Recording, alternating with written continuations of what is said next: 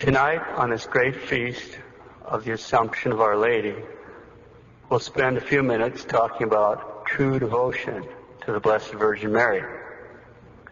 There are many kinds of devotion, of course, and as we've already noted before, St. Hilary, the great bishop and doctor of the Church, tells us clearly, quote, "No matter how sinful one may have been, if he has devotion to Mary, it is impossible that he be lost." Close quote. That's good news. No matter how sinful one may have been, if he has devotion to Mary, it's impossibly lost.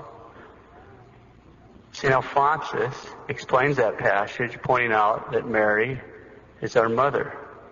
And what mother would not deliver her son from a death sentence if all it depended on was her asking the favor to obtain it from the judge? Obviously, any mother would do that. Can we think that Mary, who loves those devoted with her, the mother's most tender love, will not deliver her children from eternal death when she can do it so easily? Close quote, St. Alphonsus. So no matter how sinful we've been, if we have devotion to Mary, we can be confident of our salvation. So nothing should hold us back from expressing that true devotion to Our Lady. Nothing. When you read any kind of good life of the saints, you can have devotion. It's just woven into the lives of the saints, and that's not without accident. If we want to be saints, we have to do the same kind of things. The 3 Hail Marys in the morning at night, praying the Holy Rosary, wearing her brown scapular, or better yet, the 5-fold scapular. We can have an altar in her honor, have an image, an icon, Our Lady of Perpetual Help, Our Lady of Fatima statue. We can put flowers in front of her images or statues. We can light a candle in her honor, and so forth. We can wear the miraculous medal. All those things are great devotions, and I recommend all of them. And I do them myself. Don't leave home without them. But this is the best, the true devotion. True Devotion to Mary by St. Louis de Montfort. This is just the tan edition. It comes in other editions. I've read you this from the pulpit, but I'll give you some quotes to show you that's not just a brag. This is the best and most acceptable form of devotion to Our Blessed Lady, Blessed Pius IX.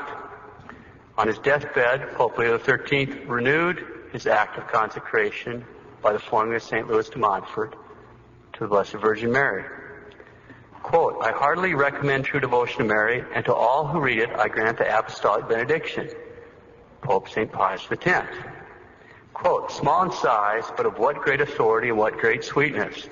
May it be spread ever more and still more, and rekindle the Christian spirit in souls in ever-growing numbers." Close quote, Pope Benedict XV.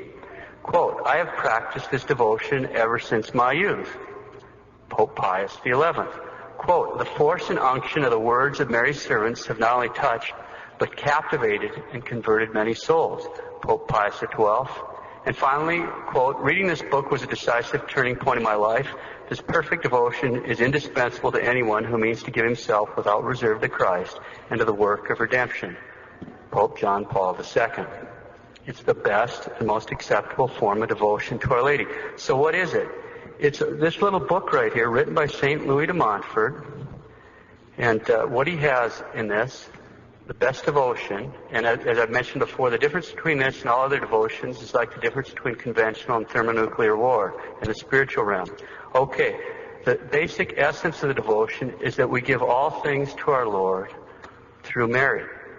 As St. Louis de Montfort teaches, it's a perfect renewing of our baptismal promises. We promise to renounce Satan and all his works.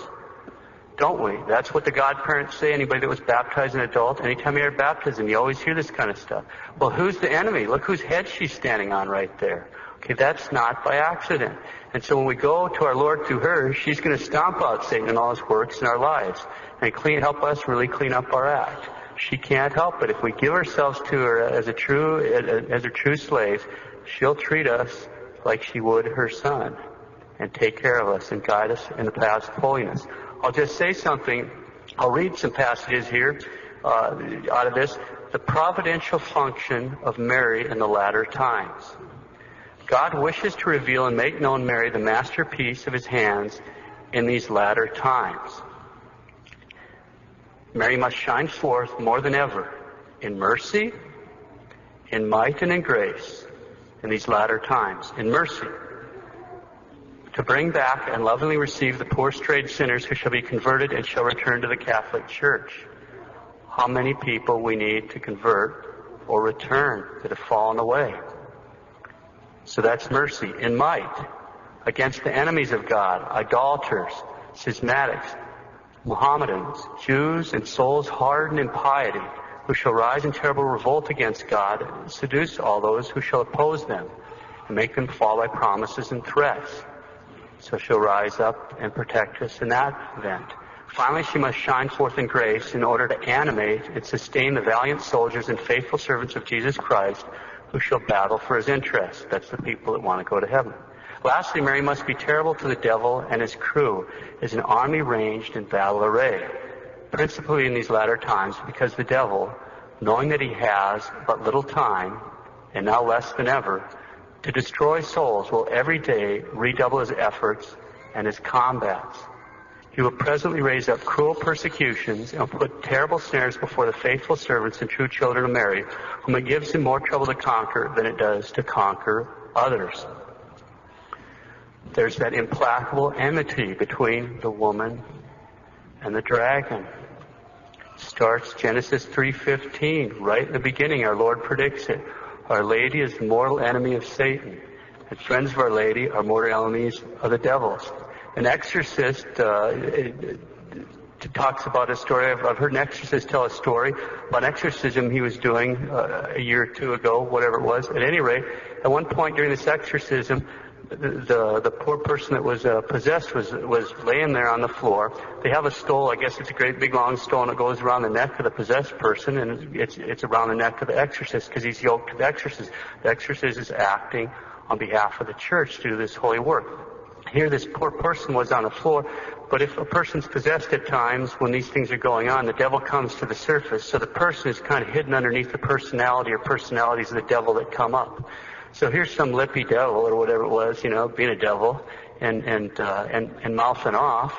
And so the exorcist asked Our Lady to stomp the head of this serpent.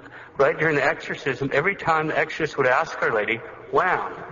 The person, it was just, this guy was saying you could see stomping right in the middle, like in the belly. You couldn't see Our Lady, but she was right there. The humility that Our Lady will come down because a priest asked her, you stop and think about this, but she's stomping on this devil. And of course the devil, whatever he's doing, something like this, but evidently the devil was wailing and crying or whatever, because she's stomping him. That's a statue, but that's also reality. It's an artistic expression of reality.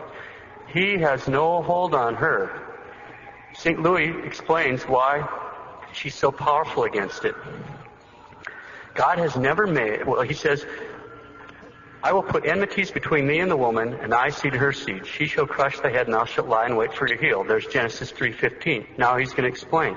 God has never made and formed but one enmity, but it is an irreconcilable one, which shall endure and grow even to the end. It is between Mary, his worthy mother, and the devil, between the children and servants of the Blessed Virgin and the children and the tools of Lucifer. The most terrible of all the enemies which God has set up against the devil is his holy mother, Mary. He has inspired her, even since the days of the earthly paradise, though she existed then only in his idea, with so much hatred against that cursed enemy of God, with so much ingenuity in unveiling the malice of that ancient serpent, with so much power to conquer, to overthrow, and to crush that proud and pious rebel, like we just heard about, that he fears her not only more than all the angels and men, but in a sense, more than God himself.